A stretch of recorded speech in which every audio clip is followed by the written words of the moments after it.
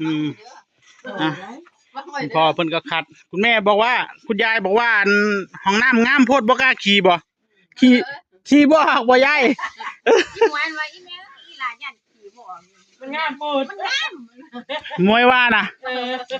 ไอ้ที่อันเพิ่นบ่เคยขี่อยู่บ่หรืออันไหนเคยอยู่บ่ จักเดือ บ่เคยขี่ใส่ห้องน้ำเมื่อวานจังซี่ โอ้ เอาบอกจันมันยังเมื่อกี่เงื่อนพุ่นเนาะ ย่านห้องน้ำ อย่าดูนะเขาเปื่อน อีหลาปวดอยู่อีหลังอดเอา ห้องน้ำเข้าห้องน้ำเขาทำไมเข้าห้องน้ำฟูจิทำไมมันล่ะ เออ เขาทำไมเดี๋ยวก็สกปรกหรอก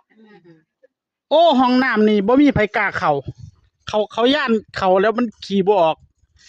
มันงามโพดบ่มันสีมันก็งามโพดเนาะ แม่บานเดี๋ยว หวานนี่นะ ส่วนใหญ่ห้องน้ำมันจะไม่ค่อยหวานแหววแบบนี้นะมันอันนี้มันหวานแหววโพด มันเบิดนี่อย่าบอกว่าเบิดจังหวัดนี่ล่ะ โอ้โห อีหลี เออ ปกติมีแต่แกดูเลย รู้พอล้างมือแล้วสะอาดบ่สะอาดทางมัน โมจิได้อะไรนะไหนอะดูสิลูกเผื่อขายได้หลายล้าน อันนี้เท่าไหร่นี่ เปิดราคาเท่าไหร่เซียนพระดูหน่อย เปิดอะไรหลวงพ่ออะไรนี่ ไม่รู้เลย ฮะ ไม่รู้ คิดยังไงนี่จะห้อยพระนี่ ย่านผี ไอ้จิ คิดอยากห้อยเฉย ระวังนะปลั๊กไฟนะจะเดินไปใกล้ปลั๊กไฟนะจะเทน้ำออกมาจากห้องน้ำนะ ผู้ใดสิเข้าห้องน้ำนี่ต้องถอดเกิบถ้าบ่ถอดเกิบนั่งที่ไปถามว่าผู้ใดเข้าโอ้ยมันจะได้จักอาทิตย์ว่า บ่จักคือกันแล้ว ตู้มือได้นางสิถอดเกิบ อืม ไปล่างแล้วก็สิถามไปได้ของน้ำใส่เกิบต้องหัวส่วนมันสะอาดเด้อว่ามันสีอาญาอันบ่ไหวเด้ ตั้งแต่ได้ห้องน้ำใหม่นี่รู้สึกว่าอยากเล่นน้ำตลอดเลยคุณพ่อก็ขัดต่อนะท่าน ตอนแรกนี่ผมเอาเครื่องขัดไปแล้วนะท่านอันนี้คุณพ่อเอามือขัดตามหลังอีกทีหนึ่งเพื่อให้มันจุดลายๆเนี่ยมันหายแล้วก็ลงฟองน้ำเพราะว่าใส่เครื่องมันก็คือว่านั่นละน้องเอ้ยบางหม่องมันก็บ่ได้เสมอกันก็เอามือซอยเอา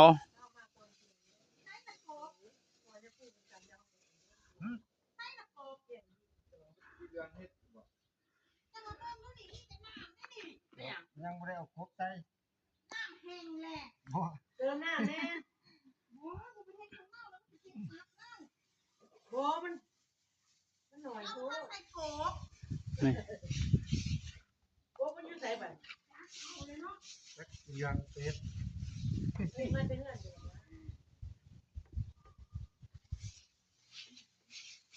แล้วอาหารทานคนคณะน้อยไอ้เจมส์ขั้นปวดขั้นเนี่ย ไอ้นี่โบเมียนไปเชื่อแล้วถ้าหากูแจงที่ได้นะก็จะเอาเขาบ่อยให้ได้ ร้อน นี่เด็กขี่จักรยานเละนะหนา กระยาสีดำไปกัน ไอ้เลือกไอ้เขียวไป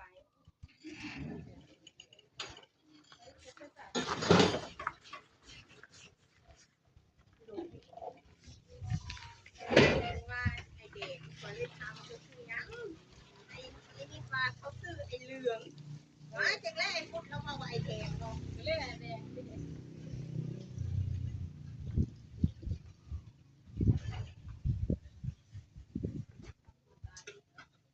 มันสิเขานอนอยู่บ่สิบ่นอนก็ต้ม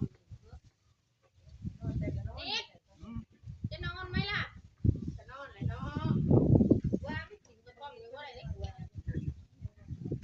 พร้อมกับเอาไว้นอน เดี๋ยวยายก็มาแล้ว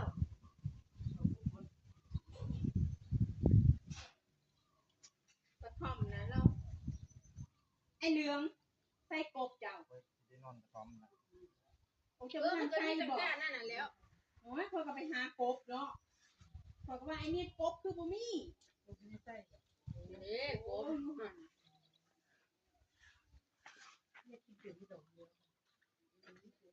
แต่ไม่ปล่อยเลยคือสิไปได้กินอยากจะได้กินกบดิบ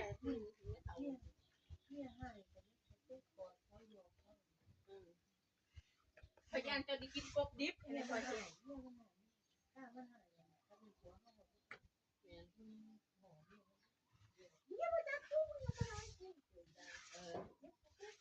บุญจะมันตา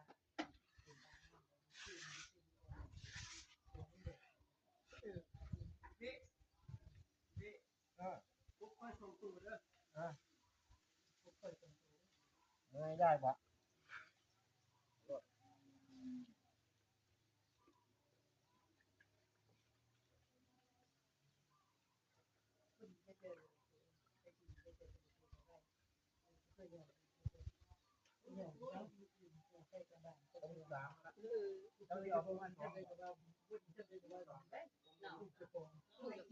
กินคำเดียวก็ว่าดีได้แต่ผมก็เลยว่าลูกก็เอาได้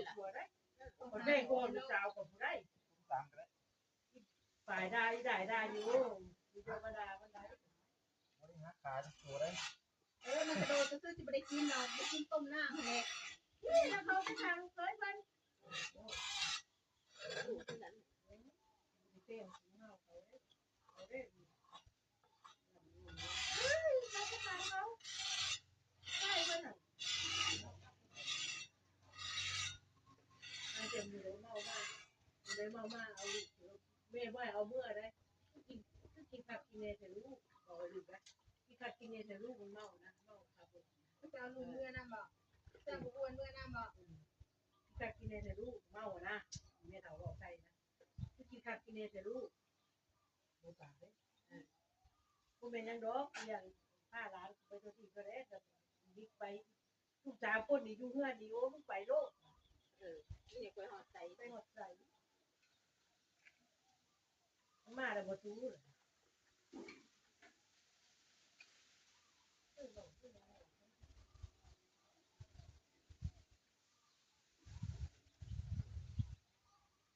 นี่จะพอเฒ่าเคยได้ไปกับเดี๋ยวบ่ได้ยอมมันใส่เยอะมากให้บ่ได้นี่มันไม่มี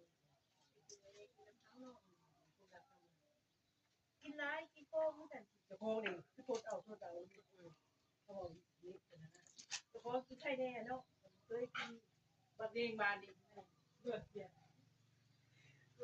เอาทำมือต่อจำเคยสวด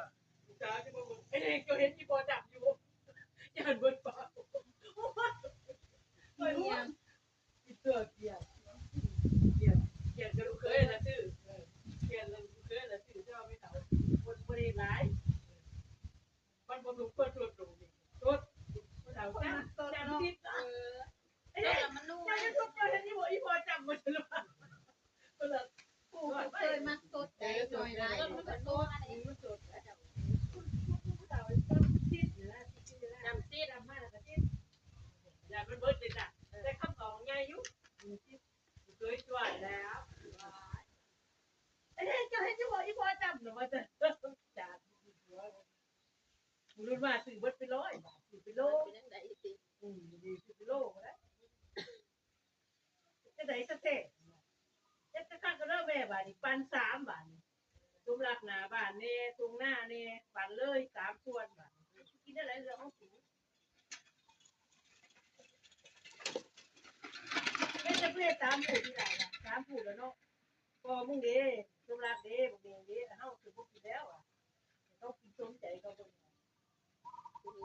จับมันต้น ตุ้มรักเมีย แน่แน่เบ๊แน่ไอ้เหลือง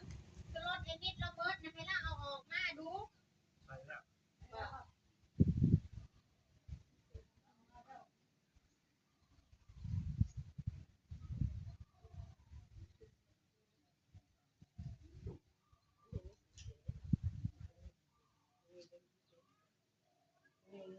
มันต้นหลังสิว่าที่มันสิเด้บ่เทศบาลนี่จะขี่มันบ่ทันได้ไปโยธามันเฮ็ดอยู่ในตาโน่นอยู่บ่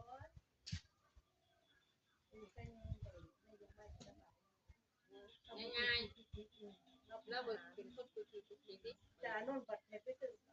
ยาว อันนี้แล้วบริญญา ออกลำนี้แล้ว อันเมาแล้วหั่งแล้วเลย เ ว่าทำไมนั่นเป็นตาลูกเป็น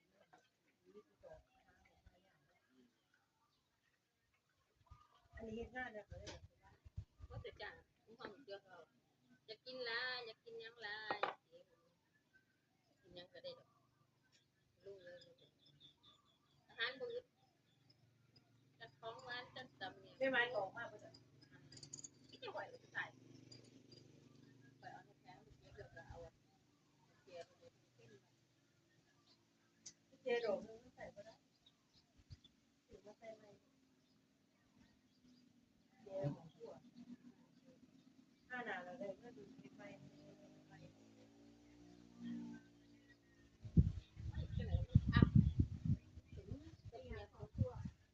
ของเจ็บคอ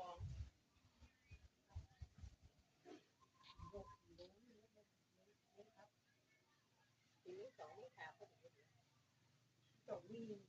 กองหวยตามกองเรียนกองสติกันนะกองบัตรที่ช่วยเห็นง่ายอันนี้บ้านก็จะได้เอาคือเพราะว่าก็มีของไปเปิดเจ็บตาปวดไปนะ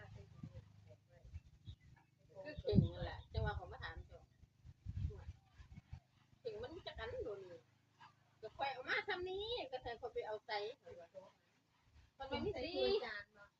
ตะเคียงใส่ถ้วยจานมันมี2 อันมี4 อันมี4 อันเจ้าจะเสียงคอยคอยสิไปทานเจ้าภาพเจ้าของที่เขาซื้อก้อนกันมี4คนก็สิซื้อแทนเพราะว่าคอยเอามา2 นึงเดี๋ยวนี้มาเถียงคอยทางคุกคอยนี่นะก็จะง่ายๆละคอยเอามาแต่วันนี้4 หน่วยบอกยังไงท่านซื้อมา4 หน่วย4 หน่วยยังได้ซื้อมา2 หน่วย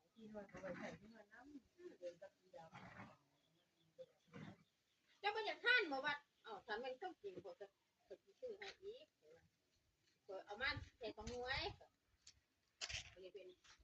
เป็นพยานให้ไม่เสี้ยว2 หน่วย